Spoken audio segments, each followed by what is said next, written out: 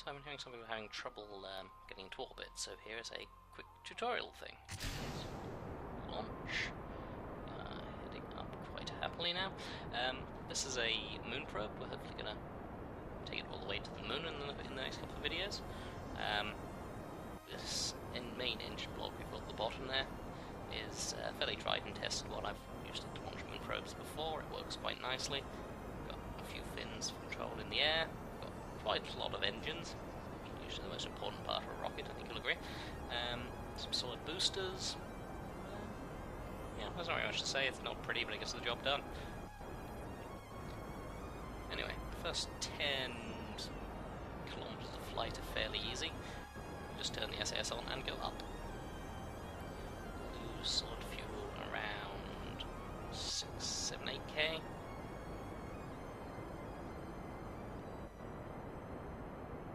There we go. Want to jetson them as soon as, because around 10k comes really the only manoeuvre we need to worry about at the moment. A turn to the right. And there we go. What this does, it gives us some forward velocity as well as vertical velocity.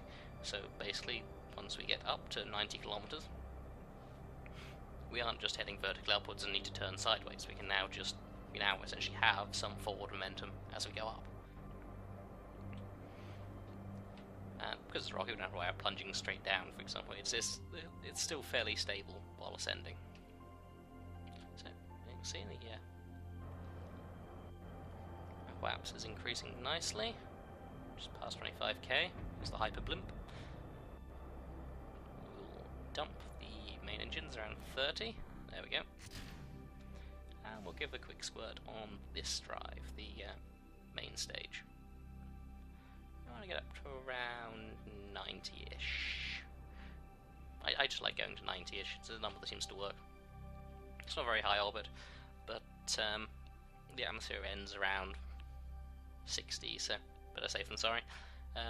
Quick tap with the orbital adjuster to give us a quick orbit.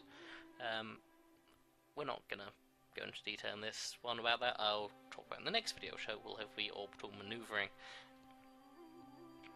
But we'll have a quick look at the nav ball here. We can see it's doing that has added a blue crosshair, which is the direction we want to point the rocket in. Of course, the circle with the tick marks to the left there is the prograde indicator of the direction you're currently travelling in. If you point towards that direction and turn your engines on, you go faster. 180 degrees around the nav ball from that is the circle with a cross in the middle, which is the retrograde indicator. Point in the direction of that, turn the engine on, you go slower. This is very much the basics of space. This is one of the basis of any kind of orbital manoeuvring.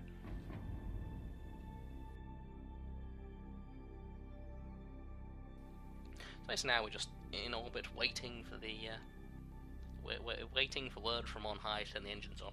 I don't like accelerating time when there's only about a minute or so left on the clock, especially when not paying attention results in crashing, screaming back to the planet. So we'll just, chill.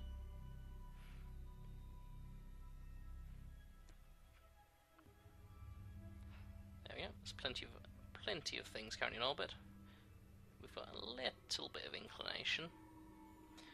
As you've seen some of my other things orbiting, I'm not too concerned about that most of the time. Currently I've got 2 mapping probes in orbit and a space station target. Well, a space station docking target, because I at some point intend to work out how to dock.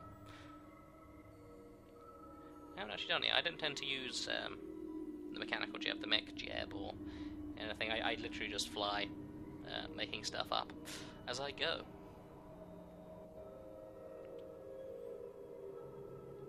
I mean, using mech jeb would be significantly easier, but I don't know. Not my style.